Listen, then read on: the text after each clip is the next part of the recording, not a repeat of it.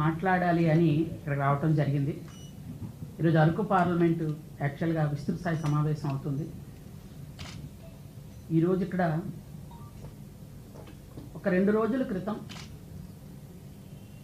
ఒక సోషల్ మీడియాలో నా మీద అత్యంత దారుణంగా ఏ ఆధారాలు లేకుండా ఒక గిరిజన మహిళనైన నేను అంటే బ్యాక్గ్రౌండ్ ఏమీ లేకుండా మా నాన్నగారు ఎమ్మెల్యేగా ఉన్నారు. అయితే ఆయన ఎమ్మెల్యేగా ఉండే టైంలో నేను పుట్టాను. నేను చిన్న కాలంలో ఉండేటప్పుడే మా నాన్నగారు అప్పటికే రాజకీయాలు మానేశారు.